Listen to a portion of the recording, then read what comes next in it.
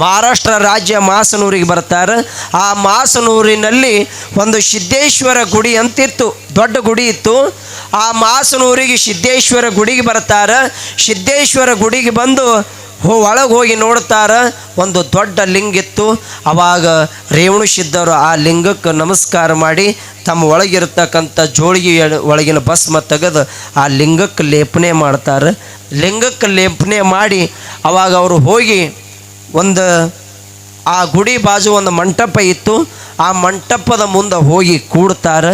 ಮಂಟಪದ ಮುಂದೆ ಹೋಗಿ ಕೂತಾಗ ಆವಾಗ ಆ ಗುಡಿ ಪೂಜಾರಿ ಪೂಜೆ ಮಾಡಬೇಕಂತ ಸೂರ್ಯಮುನಿಗೆ 5 ಗಂಟೆ ಟೈಮದೊಳಗೆ ಆ ನೀರ ಬಿಂದಿಗೆ ತೊಗೊಂಡು ಬರ್ತಾನೆ.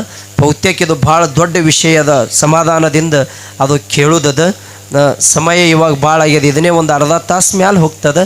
ಅದಕ್ಕಾಗಿ ತಾವು ಒಂದು ಜರ ಅನುಮತಿ ಕೊಟ್ರಿ ಅಂದ್ರೆ ಏನ್ರಿ ಹೇಳವಿದ್ದು ಅಂದ್ರೆ ಹೇಳ್ರಿ, ಇಲ್ಲ ಇದೊಂಚೂರು ವಿಷಯ ನೀವು ಮುಂದೆ ಓಡಿಸ್ರಿ ಅಂದ್ರೆ ನಾವು ಮುಂದೆ ಓಡಿಸ್ತೇವೆ. ನಿಮ್ಮ ವಿಚಾರ ಮೇಲೆ ಅದು ಭಾಳ ಮುಖ್ಯ ಇರ್ತದೆ. ಅವಾಗ ಹೋಗಿ ಸಿದ್ದೇಶ್ವರ ಗುಡಿ ಬಾಜು ಒಂದು ದೊಡ್ಡ ರಂಗಮಂಟಪ, ಆ ಮಂಟಪದ ಮಧ್ಯಭಾಗದಲ್ಲಿ ಹೋಗಿ ರೇವಣಸಿದ್ಧರು ಕೂತಾರ. ಆ ಸಿದ್ದೇಶ್ವರ ಗುಡಿ ಪೂಜಾರಿ ಸೂರ್ಯ ಮುಳುಗುವಂಥ ಸಮಯ. ಆ ಸಮಯಕ್ಕೆ ದೇವ್ರ ಪೂಜಾಕಂತ 5-5:30 ಗಂಟೆಗೆ ನೀರು ತೊಗೊಂಡು ಬಂದ, ಶೀತಾಳ ಬಿಂದಿಗೆ ತೊಗೊಂಡು ಬಂದು ಒಳಗೆ ಹೋಗಿ ಪೂಜೆ ಮಾಡ್ದ. ಪೂಜೆ ಮಾಡಿ ಇನ್ನು ಹೊರಗೆ ಹೋಗಬೇಕಂತ ಇಷ್ಟು ಹತ್ತಿದ್ದ ಅನ್ನೋದ್ರಾಗ ಆ ಮಂಟಪದ ಮಧ್ಯಭಾಗದಲ್ಲಿ ಕುಳಿತಿರ್ತಕ್ಕಂಥ ರೇವಣಸಿದ್ಧರು ಆ ಸಿದ್ದೇಶ್ವರ ಗುಡಿ ಪೂಜಾರಿಗೆ ಕಂಡ್ರು. ಆವಾಗ ಗುಡಿ ಪೂಜಾರಿ ಹೋಗಿ ಅವಾಗ ಯಾರಿಗೆ ರೇವಣಸಿದ್ಧರಿಗೆ ನಮಸ್ಕಾರ ಮಾಡ್ದ. ಅವಾಗ ಕೇಳ್ತಾನ, ಯಪ್ಪ ನೀ ಯಾರೋ ಮಾನುಭಾವ ಅಂದ. ನಾನು ಒಬ್ಬ ಮಹಾತ್ಮ ಅದೇನಪ್ಪ, ನಾನು ಒಬ್ಬ ಋಷಿ ಬಂದೇನಪ್ಪ ನಿಮ್ಮ ಊರಿಗೆ ಅಂದ.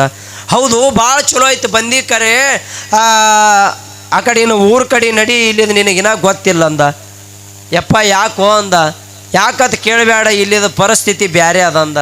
ಸೂರ್ಯ ಮುಳುಗಿದ ಕೂಡಲೇ ಇಲ್ಲಿ ಯಾರೂ ನಿಂದ್ರಂಗಿಲ್ಲ.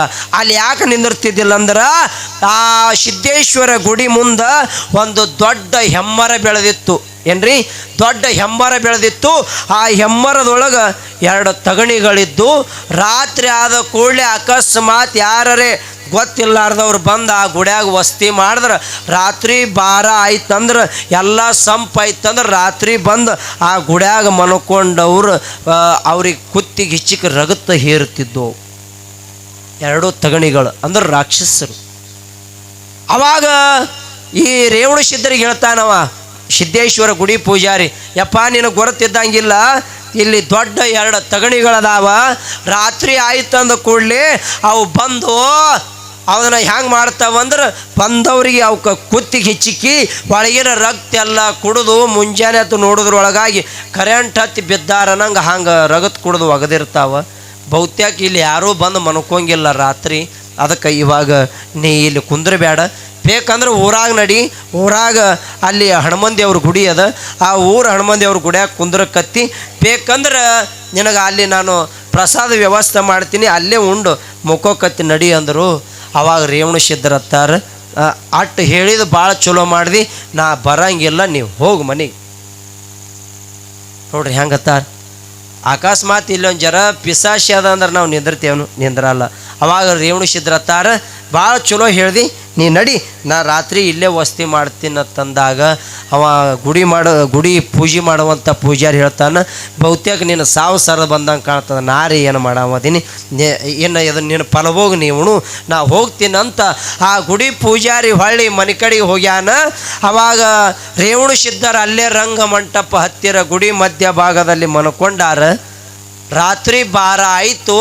ತಗಣಿಗಳು 2 ಗಿಡದಂದು ಸಣ್ಣ ತೆಳಗಿಳಿದು ಬಂದು 2 ತೆಳಗಿಳಿದು ಬಂದು ಯಾವುದೋ ಬ್ಯಾಟಿ ಸಿಕ್ತಂತೇಳಿ ಆ ರೇವಣಸಿದ್ಧರು ಎಲ್ಲಿ ಮನ್ಕೊಂಡಿದ್ರಲ್ಲ ಆ ರೇವಣಸಿದ್ಧರ ಕಡೆಗೆ 2 ಹೊಂಟಾವ. 2 ಹೋಗೋದ್ರೊಳಗಾಗಿ ರೇವಣಸಿದ್ಧರ ಸನ್ಯಾಕ ಹ್ಯಾಂಗ ಹೊಂಟಾವಲ್ಲ ತಗಣಿಗಳು, ಅಟ್ಟು ಯುವಕರು ಮೈಯನ ಧೈರ್ಯನೇ ಕಮ್ಮಾಗಲಕತ್ತು, ಮೈಯನ ಧೈರ್ಯನೇ ಹಾರ್ಲಕತ್ತು. ಅವಾಗ ರೇವಣಸಿದ್ಧರು ಇನ್ನೂ 10 ಮಾರು ದೂರ ಇದ್ದರು. ಅವನಿಗೆ ಹೋಗಿ ಅವನ ರಕ್ತ ಹೀರ್ಬೇಕತ್ತು ಹೊಂಟಾವ. ಸನ್ಯಾಕ ಹೋದಂಗೆ 2 ತಗಣಿಗಳಿಗೆ ಧೈರ್ಯ ಹೋಗಕತ್ತು. ತಗಣಿ ಅಂದ್ರೆ ರಾಕ್ಷಸರು. ಅವು ಎರಡಕ್ಕೆ ಧೈರ್ಯ ಹೋಗ್ಲಕತ್ತು. ಇವ ಯಾನೋ ದೇವತಾ ಪುರುಷ ಇದ್ದಂಗದಾನ, ಇವ ಆಟ ಸುಲಭ ಸಿದ್ಧಿ ಪುರುಷ ಇದ್ದಂಗಿಲ್ಲ, ಬಹುತ್ಯಾಕ ಇವನು ಹಂತ್ಯಾಕೆ ಹೋಗೋದು ಬೇಡ ಅಂತ ಅಂಜಿ ಎರಡೂ ತಗಣಿಗಳು ಗಿಡ ಏರಿ ಕೂತು ಜಗದ್ಗುರು ರೇವಣ ಸಿದ್ಧರ ಮನ್ಕೊಂಡಲ್ಲೇ ನೋಡಿ ಎದ್ದು ಕೂತರು. ಎದ್ದು ಕೂತು ಇವು ತಗಣಿಗಳು ಹೋಗಿ ಗಿಡದಾಗ ಕುಂದ್ರೋದು ಅಟ್ಟೆ ತಡ ಜಗದ್ಗುರು ರೇವಣ ಸಿದ್ಧರು ತಮ್ಮ ತ್ರಿನೇತ್ರ ತೆರೆದ ನೋಡಿದಾಗ ಉರಿ ನೇತ್ರ ತೆರೆದಾಗ ಆ ಗಿಡಕ್ಕೆ ಉರಿ ಹತ್ತಿ ಬಿಡುತ್ತಂತ ನೋಡ್ರಿ. ಆ ಗಿಡಕ್ಕೆ ಉರಿ ಹತ್ತಿ ಬಿಡುತ್ತಂತ. ಗಿಡಕ್ಕೆ ಉರಿ ಹತ್ತಿ ಧಗ ಧಗ ಧಗ ಧಗ ಧಗ ಧಗ ಉರಿಲಕತ್ತು. ಎರಡೂ ತಗಣಿಗಳು ಅಲ್ಲೇ ಗಿಡದಾಗ ಸುಟ್ಟು ಎರಡು ಉಕ್ಕಿನ ಗುಂಡಾಗಿ ಬಿದ್ದು. ಏನ್ರಿ, ಎರಡೂ ತಗಣಿ ಸುಟ್ಟು ಎರಡು ಉಕ್ಕಿನ ಗುಂಡಾಗಿ ಬಿದ್ದು. ಮುಂಜಾನೆ ಎದ್ದವ ಯಾನ ಸಿದ್ದೇಶ್ವರ ಗುಡಿ ಪೂಜಾರಿ ಹೋಗಿದ್ದಲ್ಲ ರಾತ್ರಿ ರೇವಣ ಸಿದ್ಧ ಭೇಟಿಯಾಗಿ ಅವ ತಿಳ್ಕೊಂಡಾನ ಅವನ ಹೆಣ ಬಿದ್ದದ, ನಡೆಯೋ ಜಲ್ದು ಹೋಗ್ಬೇಕಂತೇಳಿ ನಸ್ಕಿಲೆ 5ಕ್ಕೆ ಎದ್ದು ಇವ ನೀರು ದಿವಸ ದೇವ್ರ ಪೂಜೆಗೆ ನೀರು ತರ್ತಿದ್ದ. ಅಲ್ಲಿ ಹೆಣನೇ ಬಿದ್ದ, ಆಯಾಮ ಪೂಜೆ ಮಾಡಿ ನಡಿ ಅಂತೇಳಿ ಇವ ವಿಚಾರ ಮಾಡ್ಕೊಂಡು ಆ ನೀರು ತೊಗೊಲಾರ್ದೆ ನೋಡ್ಬೇಕಂತ ಬಂದಾನ. ಬರೋದ್ರೊಳಗಾಗಿ ರೇವಣ ಸಿದ್ಧರು ಆ ಮಧ್ಯಭಾಗದಲ್ಲಿ ಗುಡಿ ಮಧ್ಯಭಾಗದಲ್ಲಿ ಮನ್ಕೊಂಡಾನ. ನೋಡಿ ಗಾಬರಿ ಆದ, ಕಲಾಸ ಆಗ್ಯದಿದು ಅಂದವ. ರೇವಣ ಸಿದ್ಧರು ಮನ್ಕೊಂಡಿದ್ದು ನೋಡಿ ಗುಡಿ ಪೂಜಾರಿ ಅಂದ ಇದು ಕಲಾಸ ಆಗ್ಯದಂದ.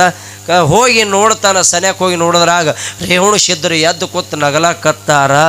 ಅವಾಗ ಗಿಡ ಹೋಗಿ ನೋಡ್ತಾನೆ, ಗಿಡ ಸುಟ್ಟು ಕರಕಾಗಿ ಹೋಗಿಬಿಟ್ಟಾದ. ಗಾಬರಿ ಆದ, ಯಪ್ಪ ಇವ ಯಾವನೋ ಸಿದ್ಧಿ ಪುರುಷ ಇದ್ದಂಗದಾನ, ಯಾವನೋ ಮಾನ ತಪಸ್ವಿ ಇದ್ದಂಗದಾನ, ಯಾವನೋ ಋಷಿ ಇದ್ದಂಗೆ ಕಾಣ್ತಾನ ಅಂತೇಳಿ ಅವ ಗಾಬರಿ ಆಗಿ ಗುಡಿ ಪೂಜಾರಿ ಊರಾಗಿ ಹೋಗಿ ಹೇಳ್ತಾನ, ಯಪ್ಪೋ ಬರ್ರಿ ನಮ್ಮ ಊರಿಗೆ ಒಬ್ಬ ಮಹಾನುಭಾವ ಬಂದಾನ, ದೊಡ್ಡ ತಪಸ್ವಿ ಬಂದಾನ, ದೊಡ್ಡ ಸಂತ ಬಂದಾನ, ದೊಡ್ಡ ಋಷಿ ಬಂದಾನ, ದೊಡ್ಡ ಯೋಗಿ ಬಂದಾನ, ಬರ್ರಿಯಪ್ಪೋ ನಮ್ಮ ಊರಾಗಿರ್ತಕ್ಕಂಥ ಸಿದ್ದೇಶ್ವರ ಗುಡಿ ಮುಂದಿರ್ತಕ್ಕಂಥ ಹೆಮ್ಮರ ಸುಟ್ಟು ಬೆಂಕಿಯಾಗಿ ಉರಿಲಕತ್ತದ ಬರ್ರಿ ಅಂತ ಒದರ್ಲಕತ್ತಾನ. ಒದರೋದ್ರೊಳಗಾಗಿ ಊರಾನವರು ಗಾಬರಿ ಆದರು. ರಾತ್ರಿ ಅಲ್ಲಿ ಹೋಗೋಕ್ಕೆ ಅಂಜುತ್ತಿದ್ರು. ಅಂಥ ಗಿಡನೇ ಸುಟ್ಟು ಭಸ್ಮ ಆಗ್ಯದ ಅಂದ್ರೆ ಯಾರು ಬಂದಾರ ನೋಡ್ಬೇಕಂತ ಇವರೆಲ್ಲ ಊರಾನ ಜನ ಓಡಿ ಓಡಿ ಓಡಿ ಹೋದರು. ಹೋಗಿ ನೋಡಿದ್ರಾಗ ರೇವಣ ಸಿದ್ಧರು ಎದ್ದು ನಿಂತಾರ. ಗಾಬರಿ ಆದ್ರೆ ಗಿಡ ಸುಡ್ಲಕತ್ತದ. ಗಾಬರಿ ಆಗಿ, ಯಪ್ಪ ಗುರುವೇ ನೀ ಯಾರು ತಂದೆ? ಬಹುತ್ಯಾಕ ಇಲ್ಲಿ ಎಷ್ಟೋ ಜನ ಬಂದು ಇಲ್ಲೇ ಕಲಾಸಾಗಿ ಹೋಗ್ಯಾರ, ನೀ ರಾತ್ರಿ ಮನ್ಕೊಂಡು ಆ ತಗಣಿಗಳ ಕೊಲ್ದಿಯಲ್ಲಪ್ಪ, ನಮ್ಮೂರು ಬಂಧನ ಬಿಡಿಸಿದೆಯಲ್ಲ, ನೀ ಯಾರಿದ್ದಿ ಹೇಳು ಅಂದಾಗ ಅವಾಗ ರೇವಣ ಸಿದ್ಧರು ಹೇಳ್ತಾರೆ, ನಾನು ಮನುಜ ಕುಲವ ಉದ್ಧಾರ ಮಾಡಲು ಮರ್ತ್ಯ ಮಂಡಲಕ್ಕೆ ಬಂದವನೇ ಆದಿ ಜಗದ್ಗುರು ರೇವಣ ಸಿದ್ಧರಂತ ಹೇಳ್ತಾರೆ. ಆದಿ ಜಗದ್ಗುರು ರೇವಣ ಸಿದ್ಧರಂತ ಹೇಳಿದಾಗ ಅವಾಗ, ಯಪ್ಪ ನೀ ದೊಡ್ಡ ತಪಸ್ವಿ ಇದ್ದೀಯಪ್ಪ, ಬಹುತೇಕ ನಿಮ್ಮಿಂದ ನಮ್ಮ ಊರು ಕಲ್ಯಾಣ ಆಯಿತು, ನಮಗೆ ಬಂದ ಬಂಧನ ಬಿಡುಗಡೆ ಆಯಿತು ಅಂದಾಗ ಅವಾಗ ರೇವಣ ಸಿದ್ಧರತ್ತಾರ, ಹೇಯಪ್ಪ ಬರ್ರಿ ಇಲ್ಲಿ ಅಂದರು. ಮುಂದಕ್ಕೆ ಬರ್ರಿ, ನೀವು ಯಾರು ಗೌಡ್ರು ಕುಲ್ಕಣ್ಯರಿದ್ದೀರಿ ಮುಂದಕ್ಕೆ ಬರ್ರಿ ಅಂದರು. ಬಂದರು. ಅವಾಗ ಹೇಳ್ತಾರೆ, ಏನಿಲ್ಲ ಅವು ಎರಡು ತಗಣಿ ನಿಮಗೆ ಭಾಳ ಕಾಟ ಆಗಿದ್ವಲ್ಲ, ಅವು ಸುಟ್ಟು ಅಲ್ಲಿ ಉಕ್ಕಿನ ಗುಂಡಾಗಿ ಬಿದ್ದಾವ. ಅವೆರಡು ಉಕ್ಕಿನ ಗುಂಡು ತಗೊಂಡು ಒಬ್ಬ ಚಲೋ ಕಂಬಾರಗ ಕರೆಸಿ ಅವೆರಡು ಉಕ್ಕಿನ ಗುಂಡ, ಒಂದು ಉಕ್ಕಿನ ಗುಂಡಿನಿಂದ ಒಂದು ಕಡಗ ತಯಾರು ಮಾಡಿರಿ, ಒಂದು ಉಕ್ಕಿನ ಗುಂಡಿನಿಂದ ಸುರಗಿ ತಯಾರು ಮಾಡಿ. ಏನು ಹೇಳ್ತಾರೆ? ಒಂದು ಉಕ್ಕಿನ ಗುಂಡಿನಿಂದ ಸುರಗಿ ತಯಾರು ಮಾಡಿರಿ, ಒಂದು ಉಕ್ಕಿನ ಗುಂಡಿನಿಂದ ಕಡಗ ತಯಾರು ಮಾಡಿರಿ ಅಂದಾಗ ಒಬ್ಬ ಕಂಬಾರ ಕರೆಸಿ ಅವನ ಕೈಯಾಗ ಕೊಟ್ಟರು. ಅವಾಗ ಕಂಬಾರ ಕುಲಿಮ್ಯಾಗ ಹಾಕಿ ಬೆಂಕಿಯಾಗ ಹಾಕಿ ಅವಕ್ಕೆ ಎಟ್ಟು ಬಡಿತಾನ, ಒಂದು ಚೂರು ಹಿಗ್ಗಕ್ಕೆ ತಯಾರಿಲ್ಲ, ಒಂದು ಕೂಗಲು ಎಳೆಯೋಟ್ಟು ಹಿಗ್ಗಕ್ಕೆ ತಯಾರಿಲ್ಲ. ಅವಾಗ ಅವ ಕಂಬಾರ ಗಾಬರಿ ಆದ. ಆಜು ಬಾಜು ಇದ್ದವ್ರು ಅವಕ್ಕೆ ಬಡ್ದು ಮತ್ತು ಇಡೀ ಊರು ಮಂದಿನೇ ಕಲ್ತಾರ ಅದನ್ನು ಮಾಡ್ಬೇಕಂತೇಳಿ ಏನೂ ಮಾಡೋಕ್ಕೆ ಸಾಧ್ಯ ಆಗಲ್ಲಾಗ್ಯದ.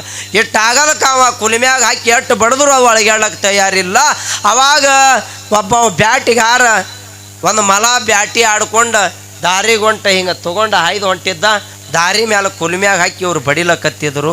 ಆ ಏನು ಮಲ ರಕ್ತ ಆಗಿತ್ತಲ್ಲ ಅದನ್ನು ಹಿಂಗೆ ತೊಗೊಂಡು ಹೋಗೋದು ನೋಡಿ ಇವ ಬಡದ್ರೆ ಹಿಗ್ಗಲಾರದ ಉಕ್ಕಿನ ಗುಂಡ ಆ ಮಲದ ರಕ್ತ ನೋಡಿ ತಾನೇ ಹಬ್ಬಕ್ಕೆ ಹಾಕಿ ಹಿಗ್ತಿದ್ದು ಅಂತ ನೋಡಿ. ಉಕ್ಕಿನ ಗುಂಡ ಬಡದ್ರೆ ಹಿಗ್ಗಲಾರ ಗುಂಡ ಆ ಮಲ ತೊಗೊಂಡು ಹೋಗೋದು ನೋಡಿ ತಾನೇ ಹಿಗ್ಗುತ್ತಿದ್ದು ಅಂತ.